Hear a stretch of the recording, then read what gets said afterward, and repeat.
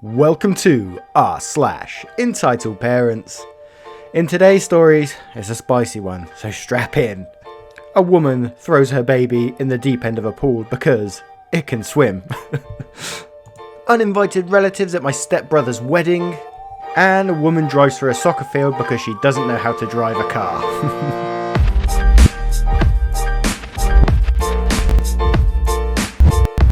What is up, guys, and I hope you are well. If you enjoy Reddit stories, don't forget to click that subscribe button and that notification bell. I've had some people reporting recently that they haven't been getting notifications for the videos. Don't forget to click that notification bell. It's very important. I just had to say that. And with that being said, let's get started. Our first story is from XIY Things. It's your fault I threw my not able to swim child in a 26-foot deep pool when no one was looking. Backstory: I used to be a swimming teacher, got the job very young by accident because I've always been the sport type. Next to my house there is a very famous Olympic pool in which they teach swimming and train Olympic swimmers from a very young age. So I went there with no expectations at all, and the next thing I knew I was working at 15. Needless to say, I was the youngest there, and if it wasn't for the shirt that literally said I was a trainer, no one would have ever noticed me there.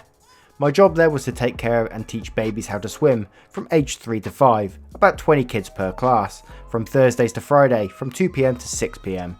So the kids and the parents knew who I was when their class was over, and the rules about the pool, which included two very important things that I remind the kids every single day. Number 1, do not go near the pool if your teacher isn't around. 2, do not go in the pool if you don't have a floppy. I don't really know what they're called. We just call it that way for years for some reason. But it was those pool noodles that were old enough to bend, and we tied them around the children's chest, so basically it worked as a lifesaver. Also, you need to know that we have 3 pools, each one deeper than the others. My class took place in the medium deep one, and the kids weren't allowed in the other pool that wasn't the one where they had their class. The parents also knew this.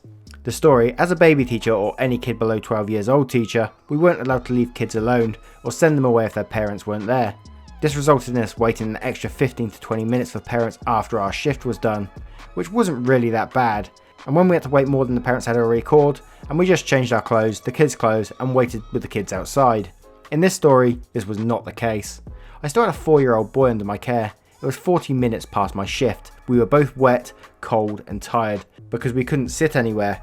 I ended up wrapping the boy in a towel another parent gave me because the kid was trembling so much, and I actually held the boy in my arms when he couldn't bear it anymore.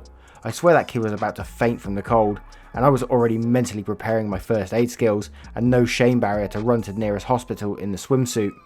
50 minutes, an hour, it was getting darker and the cold air began to strike us. Finally, the mother appears, doesn't even look at her child, doesn't even look at me, says, "Let's go," and starts to walk away as I'm holding his barely alive son in my arms. Not even looking back to see if he's following, I had to take the towel away since it wasn't his and I clearly didn't trust his mother. I planned to return it myself the next day, put the kid down, said goodbye, watch him walk a few steps, turn around to rush the lockers because now I was freezing cold. I was furious but couldn't do or say anything. I guess the mother had told my bosses that maybe she had an emergency of some sort and was still sorting it through the phone. For clarification, the pool area is for swimmers and teachers/trainers only. No parents nor unsupervised children. This also means if they don't have a class, they can't be there, allowed.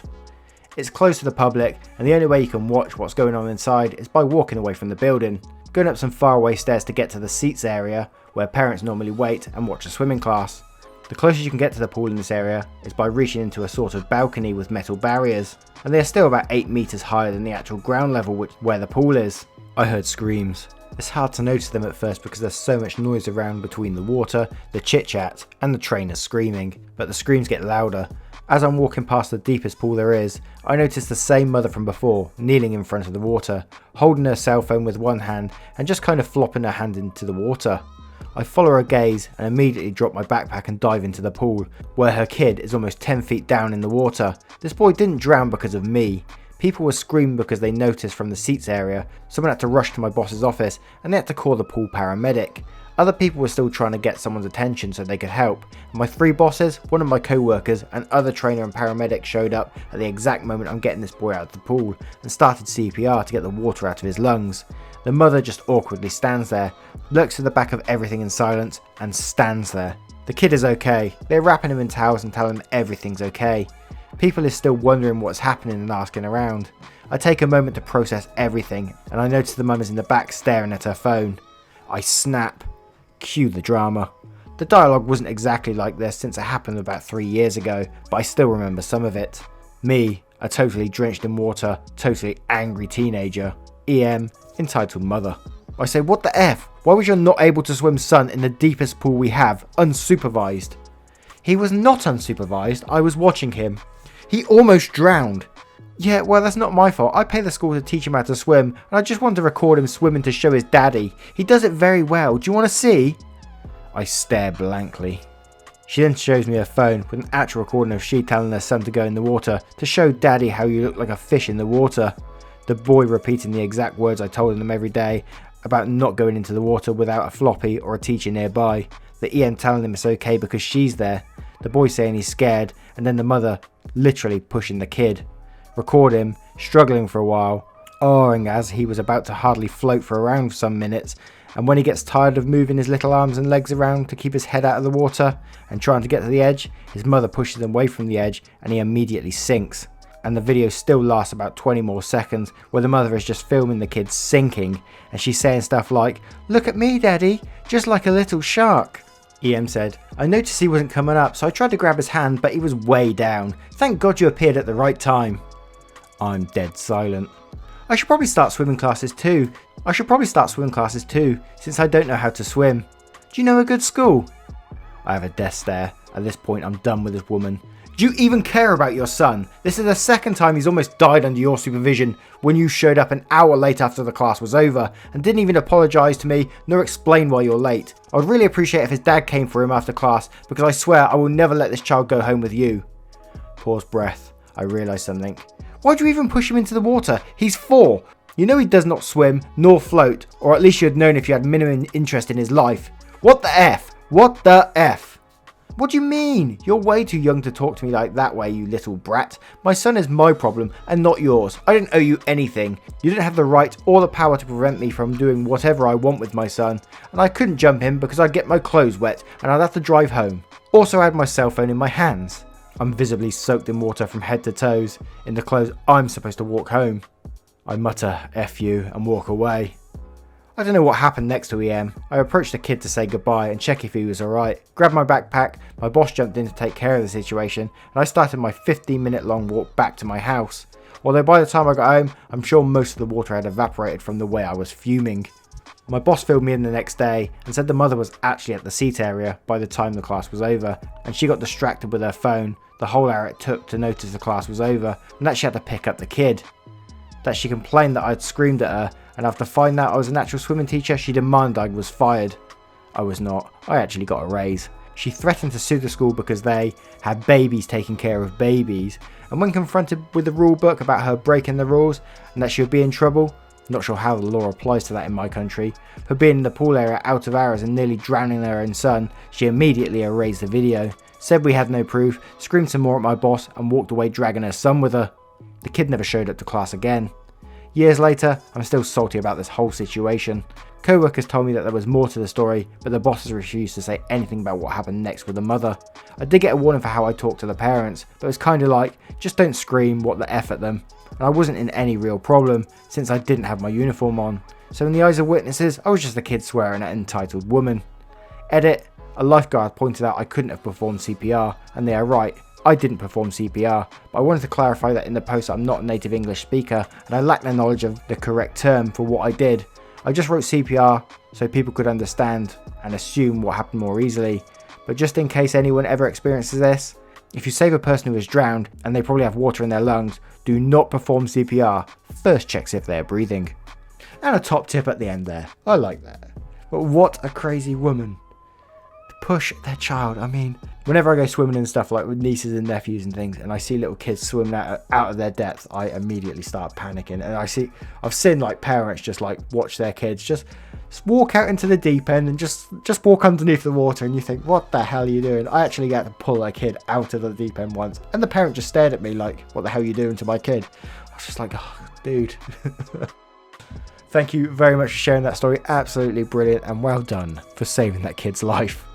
Well, hopefully the child is still alive today because God knows what that parent's doing. Our next story is from Shy Girl Turns Sassy. I recognise that name somewhere. Uninvited relatives at my stepbrother's wedding. I can't believe I took so long to post this. Strap in, this will be a wild ride.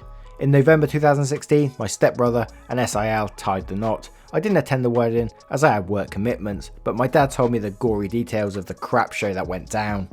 Just 3 days before the wedding, my stepmom received a call from one of her sisters, Seema, name changed, telling her that Seema's husband's cousin, we call her Bloodsucker, and her husband, we call him Brickbrains, would love to come to the wedding, and would stepmom and my stepdad please invite them as well. As my first stepmom tried to refuse, but Seema begged her, she told my stepmom that Bloodsucker had been on her case for days. She felt entitled to an invitation, and she and her family lived in the same city as the bride and groom's families. Jaipur, Rajasthan? Maybe? To save her sister's sanity, my stepmom agreed to talk to my dad. My dad burst out laughing at the absurdity of the request, but stepmom was able to convince him somehow. So later that day, Dad and stepmom spoke to Bloodsucker and Brickbrain on the phone and would be happy to have them at their son's wedding.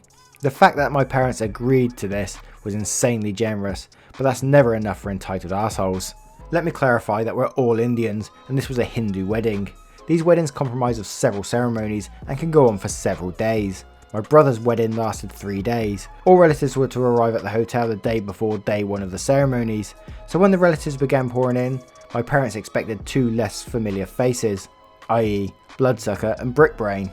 What they didn't expect was their 3 adult kids to tag along. That's right, the entitled assholes had brought their kids along to a wedding which only they were invited. That too, after they shamelessly begged. My dad was furious, as were my stepmom and stepbrother. When they confronted Seema about this, she sheepishly said that her husband had asked, ordered, her not to tell my parents about this. Later, Seema's hubby, Parasite, told my dad with a note of glee that he didn't want to spoil the lovely surprise. For those who can't wrap their heads around this, the surprise was supposed to be being able to meet Bloodsucker and Brickbrain's kids. My dad somehow swallowed his rage for the sake of maintaining peace. One of the ceremonies that is held on day one is the Sangeet. Sangeet is just the bride and groom's families and close friends singing traditional wedding songs, dancing, making jokes about the bride and groom in a wholesome manner, and telling stories about their childhood, etc. When done tastefully, it can be pretty entertaining. Of course, Bloodsucker just had to ruin it for my stepmom. The bride and groom are always seated in the front row, along with their parents so they can watch the performances and whatnot. The other guests who aren't participating in the Sangeet are seated at the rows behind them. As everyone was being seated, Bloodsucker went and sat down right next to my stepbrother. That's where my stepmom was supposed to sit. My stepbrother told her that she was in the mother's seat, but the funt just smiled and said, "Oh, doesn't matter, she can sit at the end of the row." My dad was about to raise his voice when Parasite somehow had the sense to persuade his cousin to sit in the subsequent row. She had the nerve to look offended as she complied. When the singing and dancing was done, it was time to tell some fun stories about the couple. Brickbrain decided to hijack the mic after congratulating the couple and began a long-winded speech about the importance of family or some crap, and ended it by announcing his eldest son had graduated from the Indian Institute of Technology 3 years ago, all because of his wonderful upbringing. Bath! My dad managed not to pull him off the stage by his collar, and when he was finally done, the ceremony continued. On the morning of day 2 of the wedding is the Haldi ceremony. It's basically just applying the turmeric paste on the bride and groom so their bond can be strengthened. Don't ask me to go into details, I really don't know much about this one. Anyway, Bloodsucker had been hounding my stepmom all morning, constantly trying to convince her that there was something wrong with the ceremony was being organised. My stepmom suffers from anxiety, and this bitch just made her more and more nervous. She was so stressed out that when she was about to apply the turmeric paste on her son's face, the bowl containing the paste fell out of her hands. Bloodsucker took this opportunity to rant about how inauspicious this was and how my stepmom had ruined an important ceremony. My dad had had enough and told her to be quiet and that her rant was not helping. My stepmom was in tears. She's a very traditional person and this ceremony was very important to her. My dad and stepbrother, along with some of his friends, were able to console her. My dad had made up his mind to ask the crazy relatives to leave, but my mum pleaded with him not to. Her reasoning was that she didn't want any bitterness on such a joyous occasion. Exactly how a little bitterness would have been worse than the Bloodsucker and Brickbrain's constant interference is beyond my ability to comprehend. Anyway, at dusk of day 2 was the Fira ceremony. This is just when the bride and groom circle the fire 7 times as the priest chants mantras. Before the Fira, my dad took Parasite aside and had a word with him. He told the shit stain that if he heard a peep at the Bloodsucker or Brickbrain before or during the ceremony, he would throw their entire family out. Parasite is actually a bit scared and intimidated by my dad and assures him that he'll keep his cousin and her husband in check. Thankfully, the fear ceremony went smoothly and without any drama. Day 3 of the ceremony was the bid-eye. This is when the bride bids goodbye to her family. This is usually a pretty emotional moment. As my SIL was hugging her mum, her tears flowed, as did some of her makeup. Bloodsucker snickered and told her to quickly fix it if she didn't want to look ugly on her wedding day. My stepbrother told her the bride looks lovely as always, and why didn't she just go and wait in her cab. Later that day, Bloodsucker would bitch about how disrespectful my stepbro is to his elders. Oh, and did I mention at every meal, entitled relatives' kids complain about the food and how it wasn't to their liking? Because they did. Also, as the rooms had been booked in the hotel in accordance with the number of guests invited, my parents had to share their suite with Bloodsucker's daughter. 2 of my stepbrother's best friends had to share their rooms with her sons. Also, Brickbrain tried to taunt my dad for splitting the cost of the wedding with the bride's parents and not making them pay for all of it. Typical chauvinistic South Asian mindset. My dad coldly told him to mind his own business. Their relatives were supposed to spend the night of day 3 at the hotel rooms. They had all agreed to pay before leaving the next morning. However, the entitled circus decided they'd rather crash at my parents' place. When they were told that there wouldn't be enough spaces, as there's only one guest room and it wouldn't be big enough for all of them, they had the audacity to suggest that either my parents or stepbro and SIL sleep in the living room to accommodate them. This was the proverbial last straw. My dad had told them that there'd been nothing but a pain in everybody's neck ever since they had arrived, and they weren't getting their way anymore, and if they didn't want to be humiliated and thrown out like the trash they are, they'd better pick up their bags and leave quietly. They knew my dad meant business and left. With Bloodsucker fake sobbing, my dad also called Parasite immediately after the entitled circus left and gave him an earful. Bloodsucker, Brickbrain and their brood are now banned from entering my parents' home or even contacting them ever again. Simply listening to this story from my dad was infuriating and emotionally exhausting for me. I can't imagine how my parents and stepbrother actually managed to keep their cool for 3 effing days.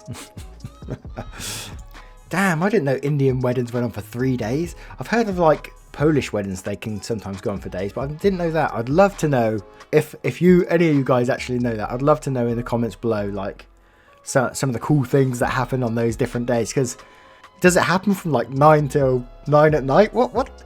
Give me some time frames, people. Great story. Thank you very much. Much love. And our final story. Woman drives through a soccer field because she doesn't know how to drive a car. So I'm 15 and I was riding in a car with my mum to my little brother's cross-country meet. We were driving around looking for a place to park. We went to the back of the parking lot and there was a roundabout kind of turn. Around there was a line of cars and we were in front. We were parked on the side so that the cars can still get through, but it was an actual parking spot. This lady's behind the line of cars and she starts screaming at my mum and this car of an elderly couple. She was like, "You could move." She said in the same way a Karen said, "Let me speak to your manager." And the elderly people said no, and my mum said no. And this guy in the Jeep behind her said she could just back up and pull her car through. She looked at us like, "Do you think I know how to drive a car?" I didn't think so. And said I'll just take my car through the field, and everyone, 10 cars behind her, said no, just go through, and she had a little temper tantrum and drove her mum bus, looking SUV, straight through the cross-country track. It was lucky there were no kids there, and everyone looked at each other like, wow, she is crazy. So that's my story, and I'm sorry if there are any spelling/grammar errors. I'm typing this on mobile. A short but sweet story. I like those ones just because, you know, that kind of crap happens every day. We get this sort of stuff that happens at a local hospital. We're in Oxford, in the car park in the recent years, it's just so rammed every day. There's like a massive queue to get into it, and people are stealing spaces. I guarantee every day, if you go there now, I guarantee there's an argument going on in that car park over parking spaces. Anyway guys, once again, thank you very, very much for being here. It's always appreciated. And as I said at the start, if you are subscribed, don't forget to click that notification button because, you know, YouTube's been nuts with me just recently. Apparently it hasn't been sending like notifications to people and all sorts. So yeah, good times. Thank you very much guys. Take care. Much love. Goodbye.